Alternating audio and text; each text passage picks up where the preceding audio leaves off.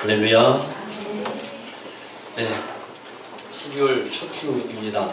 이제 12월에는 주님이 오심을 우리가 축하하는 또 성탄절이 있게 되는데요. 우리가 기억하고 알 것은 주님께서 오신 자리는 사람들이 아파하고 힘들어하는 그런 자리에 주님께서 오셨다라고 하는 사실입니다. 많은 사람들이 부한 곳에 또 정말 주님 없어도 살아갈 만한 그런 사람들에게 먼저 주님 가신 것이 아니라 하나님께서 낮고 낮은 자리에 힘들어하는 이들에게 하나님께서 사랑으로 우리 예수 그리스도를 보내주셨습니다. 그래서 우리 12월 이 시간을 보내면서 우리가 우리의 마음에 어떤 하나님의 위로하심과 또 주님의 사랑이 충만하게 되기를 주의 이름으로 축원합니다. 예레미야 애가서의 말씀을 우리 12월에 보게 됩니다. 예레미야 애가 우리가 쉽게 읽기는 하지만 쉽게 접하는 말씀은 아닌 것 같습니다. 그런데 우리가 말씀 묵상을 이렇게 해나가면서 예레미야 애가의 말씀을 보게 되는데 이 예레미야 애가 그 책의 성경의 이름처럼 예레미야의 슬픔의 노래입니다. 애가라는 것은 슬픔의 노래죠. 사람의 인생을 희로애락이라고 말을 합니다. 근데 기쁠 때가 있으면 반드시 또 슬플 때가 있다라는 것을 말하는 것인데 모든 사람이 저와 여러분이 기쁨의 노래만 부르고 살았으면 좋겠습니다. 그런데 현실이 그렇습니까? 현실은 또 그렇지 않다는 게 우리의 모습이죠. 현실에서는 슬픔의 노래를 부를 때가 있고 좀 탄식할 때가 있고 참 괴롭고 힘들 때가 사실 많이 있다 하는 것입니다. 그래서 그런 자리에 그런 사람에게 주님께서 찾아가시는 거예요. 위로해 주시고 회복시켜 주시고 다시 소생해서 생기 있게 하시고 하나님의 귀한 사람으로 건강하게 일으켜 주시는 줄로 믿습니다. 우리 예레미야 애가가 그러합니다. 예레미야 애가는 예루살렘이 바벨론이라는 나라에 의해서 멸망당했을 때에 그 후에 예레미야 선지자가 멸망당한 참담한 현실을 바라보면서 5편의 그 노래를 이렇게 주님의 신종으로 지었는데 그게 바로 예레미야 애가입니다. 예레미야 애가 1장 1절, 2장 1절, 4장 1절에 공통되는 말로 시작을 하고 있어요. 슬프다라는 말로 시작을 하고 있습니다. 여러분, 이 슬픈 탄식은 선지자 예레미야만의 탄식이 아닌 겁니다. 이 슬픈 탄식은 곧 하나님의 탄식인 거예요. 그래서 우리가 이런 성경을 읽을 때에 성경을 통해서 하나님의 마음을 깨달아야 되고 주님의 심정을 우리가 알아들어야 합니다. 주님께서 탄식하는 소리를 우리는 들을 수 있어야 한다는 사실이에요. 이 에가를 히브리어로 에카라고 부릅니다. 우리말과 비슷한데 이 에카라는 말은 어찌하여 라는 의미를 갖고 있습니다. 그러니까 이스라엘 백성들은 처참하게 멸망당한 예루살렘 성과 무너져버린 성전을 바라보면서 어찌하여 우리에게 이런 일이 일어났습니까? 하고 탄식을 하고 있는 거예요. 우리가 예레미야 애가를 이해하기 위해서는 시대적인 배경을 알아두면 좋은데요. 유다의 마지막 왕, 북이스라엘이 있고 그 다음에 남유다가 있는데 남유다가 나중에 멸망을 하죠. 남유다의 마지막 왕이 시드기야라고 하는 왕입니다. 여호와긴이라는 왕도 있는데 실제적으로는 시드기야 왕이라고 보고 있습니다. 시드기야 9년에 시드기야가 왕이 된 지 9년 되었을 때에 바벨론이 유다를 침공해 옵니다. 그리고 시드기야 11년에 11년 되는 해에 유다가 멸망을 하게 되는데 그 2년 동안 바벨론이라는 나라에 유다는 포위되어 있었어요. 예루살렘 성은 포위가 되어 있는 상황이었는데 2년 동안 이 이스라엘 사람들을요 성 안에서 갇혀서 살았어요. 그러다 보니까 농사를 제대로 지을 수 있었겠습니까? 아니면 무슨 거래를 제대로 할 수 있었겠습니까? 다 차단이 되었어요. 그래서 2년 동안 성 안에서의 삶은 참으로 비참하게 그지없었는데 양식이 다 떨어지니까 혹독한 기근이 찾아오게 되고 그 다음에 그 안에서 많은 질병들과 또한 싸워야 했습니다. 그러다가 시드기야 11년에 바벨론이 진격해 들어오면서 유다가 망하게 됩니다. 그때 이 시드기야 왕은 나라의 왕이고 지도자잖아요. 어떤 자존심을 세우고 버티고 그랬으면 또 이름값을 했을 텐데 시드기야 왕은 주랭랑을 칩니다. 나라를 버리고 도망을 가요. 도망을 가면 제대로 도망을 가면 좀 낫겠는데 가다가 또 잡혀요. 그래서 바벨론에 잡혀서 시드기야가 바벨론의 포로로 끌려가게 됩니다. 바벨론의 포로로 끌려가게 된 시드기야는 정말 견디기 힘든 일을 겪게 되는데 자기의 눈앞에서 자기 아들들이 죽임을 당하는 거예요. 아들이 죽는 꼴을 그 아버지인 시드기야가 바라보고 있는 겁니다. 그리고 그의 두 눈도 뽑혀버리게 돼요. 아주 비참한 왕이 된 것이죠. 예레미야는 바로 이러한 상황 가운데서 하나님의 말씀을 전하면서 예레미야 애가를 기록했고요. 예레미야도 바벨론으로 포로로 끌려가다가 도중에 다시 풀려납니다. 그리고 유다로 돌아오게 돼요. 돌아와 보니까 예루살렘 성은 다 무너져 버렸고요. 그리고 성전도 다 잿더미로 변했습니다. 바벨론에 느부사라단이라고 하는 군대 장관이 있는데 공격을 해와서는 많은 백성들을 포로로 끌고 갔습니다. 그 예루살렘에 남겨진 사람들이 조금 있었어요. 근데 그 사람들은 주로 그 바벨론이 생각할 때에 가치 없는 사람들, 가난하거나 힘없는 사람들이라고 하는 사람들만 남겨두었습니다. 예루살렘 성은 다 폐허가 됐고 성전도 다 무너졌는데 여기서 말하는 성전이 어떤 성전일까요? 솔로몬 성전이에요. 솔로몬 성전이 다 무너진 거예요. 여러분 솔로몬 성전이 얼마나 멋지고 웅장했는지 성경은 그것을 기록하고 있습니다. 길이가 30m고 넓이가 10m고 높이가 15m예요. 그리고 그 안은 갖가지 정말 휘황찬란한 성전 기물들로 장식이 되어 있고 거기가 비치가 되어 있었는데 이렇게 생각하시면 됩니다. 성전 안은 다 금이다 생각하시면 됩니다. 그 금을 이 바벨론이 다 벗겨가 버렸어요. 그리고 다 성전 기물도 다 뺏어가 버렸습니다. 그러니까 남은 곳이 하나도 없어요. 다 무너져진 상태입니다. 이스라엘 백성들이 위대하다고 생각했던 성전, 그 성전이 하루아침에 무너져 버리고 없어졌습니다. 하나님의 영광이 함께 하는 것이라고 믿었고 그렇게 살아갔던 성전이 하루아침에 사라져 버린 겁니다. 그 자리에 지금 예레미야가 서 있는 거예요. 그곳에. 그래서 예루살렘 그 성에 서 있으면서 슬프도다 예루살렘 하면서 탄식을 하고 있는 것인데 그것이 예레미야 애가입니다. 어떤 탄식인지 예레미야 애가의 그 내용들이 나와 있는데 이 1장에 보면 탄식에는 이런 내용이 있습니다. 자, 예레미야서 1장 1절의 말씀을 한번 보실까요? 같이 읽습니다. 슬프다 이 성이여 전에는 사람들이 많더니 이제는 어찌 그리 적막하게 앉았는고 전에는 열국 중에 크던 자가 이제는 과부같이 되었고 전에는 열방 중에 공주였던 자가 이제는 강제 노동을 하는 자가 되었도다. 아멘. 그러니까 그전에는 너무도 멋진 모습이었는데 이제는 그게 아니게 되었다는 거예요. 어찌하여 이런 일이 일어납니까? 또 이제는 성전이 무너졌으니까 성전에 절기를 지키기 위해서 사람들이 이렇게 예배하고 나와야 하는데 이제는 그런 사람도 없어지게 되었다는 겁니다. 제사장들도 탄식을 합니다.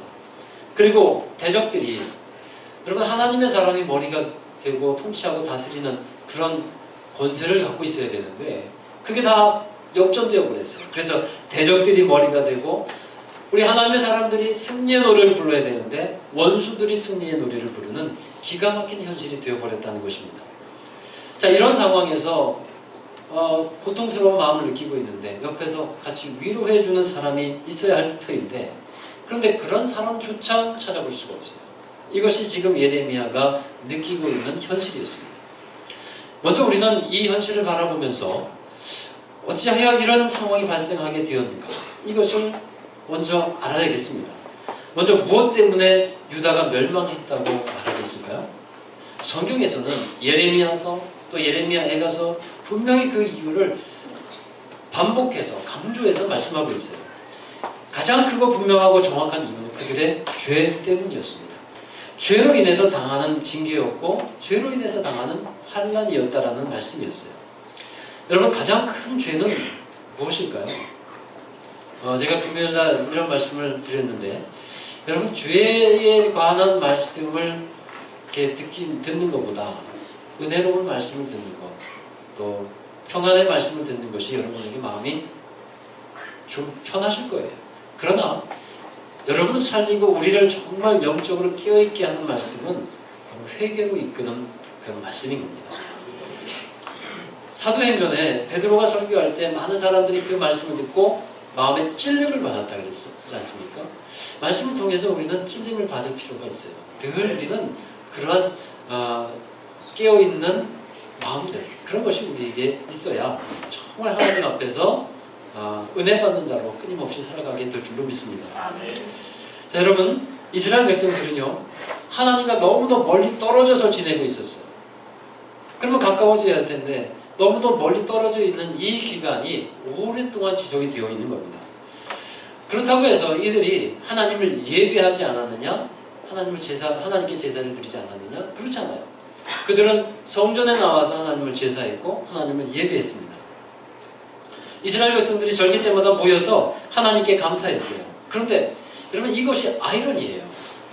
이들이 성전을 찾기는 찾았는데 예배를 드리기는 드리는데 하나님과는 멀리 떨어져 있다라고 하나님은 선포하시는 거예요. 이렇게 생각하면 이해가 될까요? 여러분, 부부가 한 가정에서 집에서 함께 살고 있는데 같이 밥도 먹습니다. 같이 대화도 합니다. 같은 공간에서 삶을 살아갑니다. 그런데 둘 사이는 너무도 멀어요. 이런 경우 있겠습니까? 있죠. 분명히 있어요. 바로 이렇게 생각하면 하나님과 그들의 관계를 좀 더 쉽게 이해하리라 생각이 듭니다. 이 이스라엘 백성들은 거룩한 성전이 있기는 있었는데 이게 성전에 있는 것 자체만으로 자기들은 하나님께서 지켜주신다라고만 생각했어요. 그냥 성전에 나와 예배드리는 그 하나가 그들 성전이 있기 때문에 우리는 안전하다, 우리는 괜찮다 이렇게 생각했다라는 겁니다. 그에 대해서 예레미야는 하나님의 진노하심을 얘기했습니다. 너희들이 하나님을 사랑하는 것이 마음이 없다. 정말로 하나님을 경외하는 것이 아니라 다른 것을 추구하고 있다. 이것을 예레미야 선지자는 계속해서 선포하면서 이대로 가면 안 된다. 하나님께 돌아와야 되고 다시 하나님께 마음을 드리고 진심으로 하나님을 경외해라. 이것이 예레미야 선지자가 선포한 내용이었습니다. 그런데 그 가운데 거짓 선지자들도 있었어요. 거짓 선지자들은 예레미야가 하는 말을 하지 못하도록 막습니다. 그러면서 그들이 이런 말을 전해요. 아니다. 예레미야가 틀렸다. 하나님은 우리를 사랑하십니다. 우리에게 평강을 주시는 분이다. 우리는 하나님의 진노 이런 거 걱정 안 해도 된다. 아무 걱정 없다. 그러니 하나님 안에서 그냥 평안하게 지내라. 이것이 이 거짓 선지자들이 하는 말이었습니다. 결국 이스라엘 백성들은 어떻게 됩니까? 그들의 이 하나님을 떠난 죄로 인해서 나라와 성전을 잃어버리는 고난과 아픔을 겪게 될 수밖에 없었습니다. 여러분, 누차 말씀을 드립니다만 우리는 하나님을 아는 지식이 있어야겠습니다. 하나님이 어떤 분이신지를 잘 알아야 된다는 거예요. 하나님이 어떤 분인지를 우리가 어떻게 알아갑니까? 여러분, 어떻게 아냐면 성경에 나와 있는 거예요. 우리는 성경을 통해서 하나님을 배워가야 하는 것입니다. 나의 생각대로 하나님은 이런 분이다 라고 생각하지 않아야 한다는 거예요. 나의 생각대로 하나님은 이런 분이다 라고 생각하면 틀리는 경우가 너무 많아요. 내 중심적으로 생각할 수 있기 때문에 하나님은 그런 분이 아니시거든요. 하나님은 어떤 분이십니까? 여러분, 하나님의 성품 중에 공의로움이라고 하는 성품이 있어요. 공의. 한번 따라 하십시다. 하나님은 공의로우시다. 하나님은 공의로우시다.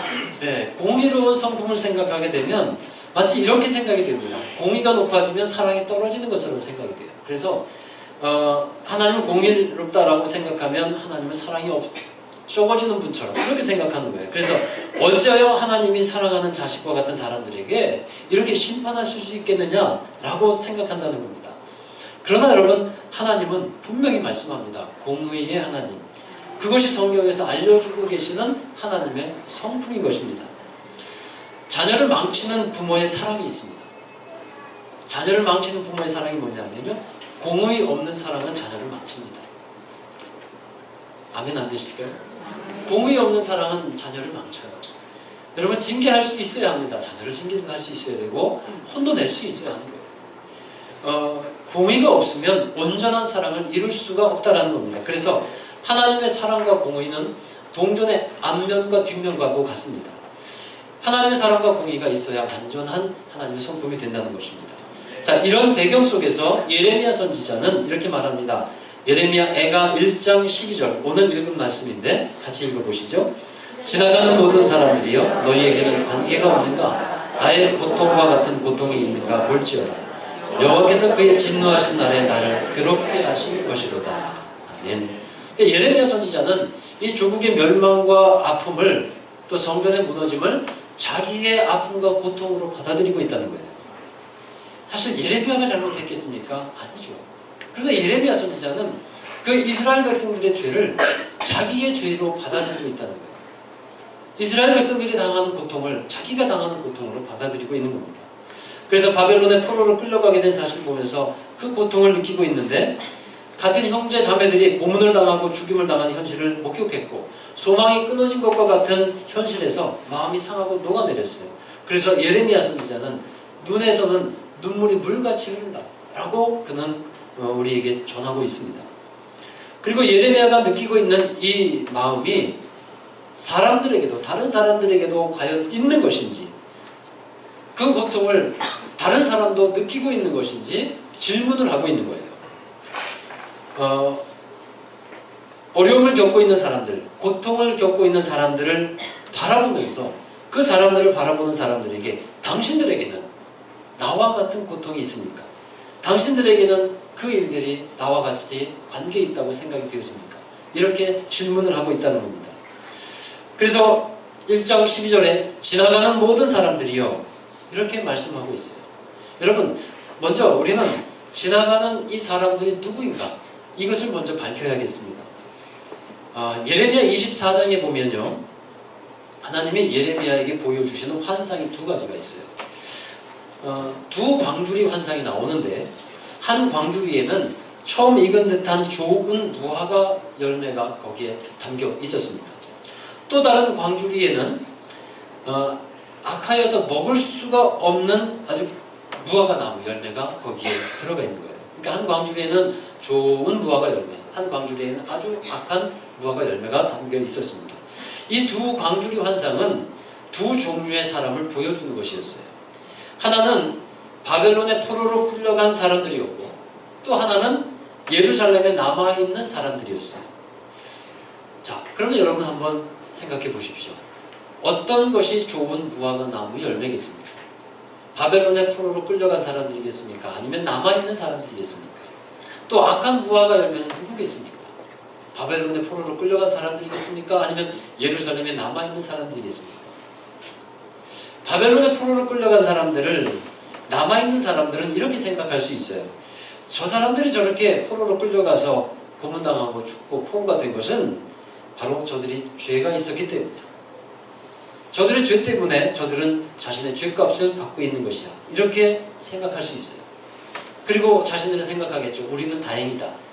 하나님은 우리는 은혜를 주셨고 우리를 축복해 주셔서 끌려가지 않게 하셨고 그래도 폐허가 됐지만 이 땅에서 다시 소망의 삶을 살게 하셨다. 이렇게 남아있는 사람들이 생각할 수 있지 않겠습니까? 그래서 자기들은 좋은 무화과 열매, 저 끌려간 사람들은 악한 무화과 열매처럼 생각을 할 거예요. 그런데 하나님의 생각은 달랐다는 겁니다. 하나님의 보시는 것은 달랐어요. 예레미야서 24장 5절의 말씀을 함께 보십시오. 읽어봅니다. 이스라엘의 하나님 여호와께서 이와 같이 말씀하시니라 내가 이곳에서 옮겨 갈대아인의 땅에 이르게 한 유다 포로를 이 좋은 무화과 같이 잘 돌볼 것이라. 아멘. 예. 그러니까 오늘 읽은 말씀에서 지나가는 사람들은 어떤 특징이 있다는 것을 알게 됩니까? 지나가는 사람들은요 특징이 있어요. 사람들을 정죄합니다. 사람들을 정죄해요. 그래서 저들은 저들의 죄값을 받고 있다고 정죄합니다. 그것이 지나가는 거예요. 이것이 지나가는 사람들의 모습입니다. 조롱하고 비난하고 비판하는 것. 이것이 지나가는 사람들의 모습이 된다는 겁니다. 그러나 우리가 분명히 알 것은 이것입니다. 고난과 고통 중에 죄로 인해서 생겨난 것들은 분명히 있습니다. 이것들을 우리가 또한 간과해서는 안 될 것입니다. 그러나 우리가 서로에 대해서 죄를 정죄해서는 안 된다는 거예요. 우리는 그런 자격이 없습니다. 왜냐하면 우리 모두가 다 하나님 앞에 죄인인데 죄인이 죄인을 어떻게 정죄합니까? 정죄의 몫은 하나님의 몫이지 우리의 몫이 아니에요. 우리가 누굴 정죄한다면 그게 바로 뭐냐면 선악과를 먹은 결과의 모습인 것입니다. 따라서 어떤 고난과 고통 중에 먼저 스스로 다른 사람이 아닌 내가 먼저 느껴야 되는 것이 있어요. 내가 어떤 고난과 고통을 느끼고 있다면 내 자신에게 어떤 허물과 죄가 있는지 돌아보는 사람이 되어야 하는 겁니다. 저 또한 그렇습니다. 저 또한 우리 교회 안에 어떤 일이 일어나고 또 성도 간에 어떤 일이 일어나고 그러면 먼저 하나님께 기도하면서 하나님 저에게 허물이 있어서 이런 일이 있었다면 하나님 저의 허물을 용서해 주시옵소서. 이렇게 저는 기도를 해요. 내 허물을 먼저 볼 수 있는 사람이 되어야 한다는 겁니다. 그러나 다른 사람이 저에게 목사님 죄 때문에 이런 일이 벌어졌어요 라고 얘기한다면 저 되게 기분 나쁠 겁니다. 그거는 정말 저도 이제 이렇게 할 것 같아요. 그러니까 그렇게는 하지 마시기 바래요. 그것은 지나가는 사람들의 모습이 된다는 겁니다. 누가복음에 보면 바리새인과 세리의 기도가 나옵니다. 거기에 보면 바리새인은 자신은 하나님을 잘 섬기고 있고 또 그들이 기도할 때 자기들은 바리새인은 저 죄 많은 세리들과 같이 않음을 감사합니다. 이렇게 기도했어요. 근데 하나님은 바리새인들을 전혀 의롭다라고 여기지를 않았다라는 겁니다. 그게 의로운가 아니었어요. 그러나 세리를 보십시오. 세리는 이렇게 기도하죠. 누가복음 18장 13절 같이 읽어보겠습니다. 세리는 멀리 서서 밤에 눈을 들어 하늘을 쳐다보지도 못하고 다만 가슴을 치며 이르되 하나님이여 불쌍히 여기소서 나는 죄인이로소이다 하였느니라. 아멘. 이것이 우리가 하나님 앞에서 갖고 있어야 하는 태도라 하는 것입니다. 나의 죄인됨을 인정하고 겸손히 고백할 때 하나님은 그 죄를 용서해 주실 뿐더러 그 사람에게 의롭다 하는 은혜를 부어주시는 것입니다. 두 번째로 지나가는 사람은 어떤 사람이냐면요. 다가가지 않는 사람이 지나가는 사람이에요. 하나님이 우리에게 맡겨주신 사명 중에 위로해 주는 사명이 있어요. 시리에 빠진 사람들, 아픔을 당하고 있는 어려움을 만난 사람들에게 다가가는 것입니다. 여러분 다가가지 않으면 제대로 볼 수가 없는 것입니다. 멀찍이 떨어져서 바라보고 있기 때문에 그 사람들이 아파하는 이유, 힘들어하는 이유를 제대로 파악할 수가 없다는 것이죠. 무엇이 그리 괴로운지 다가가서 보면 알 수 있는 것입니다. 그렇게 다가가지 않기 때문에 그냥 지나가버리는 사람이 된다는 거예요. 그러면 사람들로 하여금 무엇이 다가가지 못하도록 만들까요? 하나님은 그 중간에 막힌 담을 허시고 예수 그리스도로 나아로 버리시고 다가가고 같이 하나가 되게 하셨는데 그럼에도 불구하고 다가가지 못하는 그런 이유가 있어요. 여러 가지 이유가 있겠습니다만 자신에게 있는 아픔과 상처 때문에 다가가지 못하는 거예요. 나에게 치유되지 못한 아픔이 있습니다. 나에게 아물지 못한 상처들이 있어요. 그런데 그것 때문에 자신이 없는 겁니다. 내 상처와 아픔으로 쓴뿌리들이 여전히 남아있는데 그걸 가지고 사람들에게 다가가면 사람들이 나로 인해서 또 아픔을 당할까봐, 괴로움 당할까봐. 그래서 다가가지 못하는 거예요. 근데 여러분, 그럴 수도 있습니다. 예. 우리 안에 이 남아있는 상처와 가시들이 있어서 사람들이 다가가면 다른 사람을 찌를 수도 있어요. 그것은 엄연한 있을 수 있는 일입니다. 그러나 여러분, 그것으로 인한 두려움은 이제 다가가지 못하는 그것으로 인해서 얻지 못하는 그것과는 비교될 수 없다는 거예요. 정말 우리가 다가가서 얻는 그것이 굉장히 큰 것인데 먼저 다가갈 수 있어야 합니다. 그래서 위로해줘야 되고 나에게 상처와 아픔이 있어도 어쩌면 내가 먼저 다가가면요 그가 위로받는 것이 아니라 내가 먼저 위로받는 경우가 참 많습니다. 다가감으로써 내가 치유가 되는 일들이 더 많이 일어난다는 사실이에요. 그럼에도 불구하고 우리는 다가가야 할 줄로 믿습니다. 시인 나태주라는 시인의 풀꽃이라는 시에 이런 시가 있죠. 자세히 보아야 예쁘다. 오래 보아야 사랑스럽다. 너도 그렇다. 너무나 예쁜 시더라고요. 옆에 있는 분에게 한번 보십시오. 너도 그렇다. 시작. 네, 자세히 보니까 자세히 보면 보입니다. 자세히 보면 보입니다. 다가가지 않으니까 안 보입니다. 여러분 지나가지 마시고 다가가셔서 같이 함께 공유하시는 여러분 되기 바랍니다. 세 번째는 지나가는 사람은요 사랑으로 행하지 않는 사람이 지나가는 사람이에요. 누가복음에 여리고로 내려가다가 강도 만난 한 사람을 도와준 사람이 누굽니까? 선한 사마리아 사람 아니겠어요? 근데 그 먼저 그냥 지나간 사람이 있어요. 제사장과 레위. 그냥 지나갔습니다. 선한 사마리아 사람은 사랑으로 행한 사람이었어요. 그냥 지나가지를 않았습니다. 사랑으로 행하는 것에는 반드시 필요한 것들이 있죠. 자기의 희생과 헌신과 내어드림이 있어요. 사마리아 사람은 자신의 것을 내어놓고서 강도 만나서 거진 죽게 된 사람을 살려냅니다. 그러니까 사랑으로 행하는 것은요, 곧 사람을 살리는 일이라 하는 것입니다. 여러분, 사람들이 한국 교회에 대해서 이러저러한 걱정거리들을 많이 하고 있습니다. 그렇습니다. 걱정되는 일들이 많이 있는 것이 사실이죠.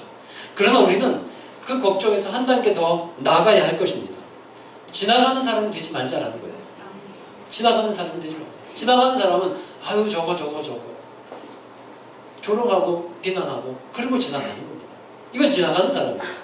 이러지 말고 정말 우리가 사랑으로 행하는 교회가 되고 우리 먼저 사랑으로 함께 지어져가는 교회가 되기를 바랍니다.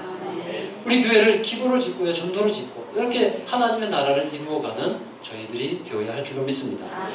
오늘 선교의 날 행사를 하지 않습니까? 우리가 누구를 얼마나 도울 수 있을지 모르겠습니다. 그런 능력들이 우리에게 얼마나 많은지 모르겠습니다. 그러나 사랑하는 여러분, 모든 우리가 어떤 도움의 손길을 줄 수 있고 은혜를 베풀 수 있는 기회가 왔을 때 지나가는 자 되지 않기를 저는 바랍니다. 나 하나면 괜찮겠지 하는 생각으로 그냥 지나가면 그 사람, 지나간 사람 때문에 못 살아날 수가 있어요. 저도 교회를 개척을 하고 또 미자립 교회 시절을 이렇게 지나보면서 여러분들의 사랑을 받았습니다. 여러분들의 사랑도 있었지만 알지 못하는 사람들의 손길이 있었어요. 근데 어떻게 물론 하나님이 보내주시고 하나님이 함께 해주신 사람들이지만 저는 아직도 그분들을 잊지를 못합니다. 정말 잊지를 못해요. 어떻게 잊겠습니까? 그 어려울 때 이렇게 함께 해주고 도와주고 했던 분들을 어떻게 잊겠습니까? 그래서 그분들을 생각하기 날 때 기도하고요. 그렇게 지내게 됩니다. 또 만나게 되면요. 그분의 사실 이런 게 있잖아요. 자기 중심적으로 생각하는 게 모든 사람이 있어서 그분이 뭐 삶이 어떻고 저쩌고 이런 거 잘 안 보이고 나를 도와줬던 분이니까 어떻습니까? 먼저 그냥 일단 감사하죠. 일단 감사하고 좋은 인상을 갖게 되고 그렇게 신경을 쓰게 되는 것을 봅니다. 여러분도 동일하리라고 생각합니다. 여러분에게 누군가 큰 은혜를 주고 도와줬던 사람이 있다면 어떻게 여러분이 그 사람들을 잊겠습니까? 그것처럼 우리가 하나님의 사랑을 행할 수 있고 전할 수 있는 기회가 있을 때 하나님의 사랑을 전할 수 있다면 정말 우리는 하나님의 귀한 도구로서 사용되어지고 그 사람에게는 큰 힘이 될 줄로 믿습니다. 오늘 성교의 날 행사를 위해서 교회뿐만 아니라 이후에 우리가 사랑으로 행할 수 있는 기회가 주어진다면 여러분 지나가지 마시기 바랍니다. 지나가지 마시고 다가가시고 사랑으로 행하시는 저와 여러분 되기를 바랍니다. 예레미야 선지자를 통해서 우리에게 전해주신 하나님의 마음 우리가 지니기를 원합니다. 지나가는 모든 사람들이요 너희에게는 관계가 없는가? 나의 고통과 같은 고통이 있는가? 이 질문에 여러분 한번 답해 보시기를 바랍니다. 기도하시겠습니다. 하나님 주님의 사랑을 충성히 받고 살아가는 저희들입니다. 주님의 은혜 가운데 살아가고 있음을 고백합니다. 그 사랑을 받고 살아가는 저희들이 주님의 귀한 은혜를 잊어버리지 않게 하여 주시고 하나님 많은 주님의 도움이 필요하고 주님의 사랑이 필요한 곳에 우리의 사랑의 손길을 전하고 나타낼 수 있는 모두가 되게 하여 주옵소서. 우리 제자로 교회가 하나님의 마음을 시원하게 해드리고 이 시대에 어둠을 밝히는 빛된 교회가 되게 하여 주시옵시고 사랑으로 행하며 주님의 은혜를 아름답게 전파하는 저희들 되기를 원하오니 주여 함께해 주옵소서. 우리 교회에 속한 모든 성도들 일일이 기억하시고 주님의 말씀 위에 하나님을 알아가게 하여 주시옵시며 정말 하나님의 사랑 안에서 우리 모두가 하나 되어 주님의 뜻을 이루어가는 협력하는 모든 이들이 되도록 축복해 주시옵소서. 저들의 삶 속에서도 주님의 비전과 뜻을 분명히 세워주셔서 모든 일 가운데 주님의 영광이 드러나도록 축복하여 주옵소서. 예수님의 이름으로 감사하며 기도하옵나이다. 아멘.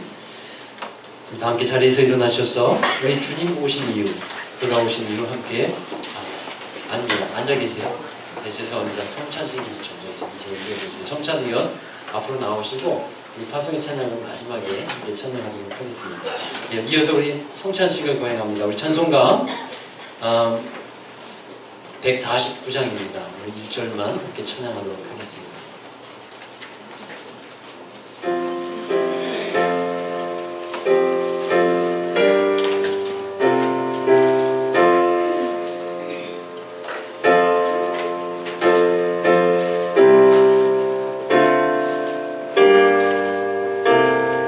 주 달려 죽을 십자가 주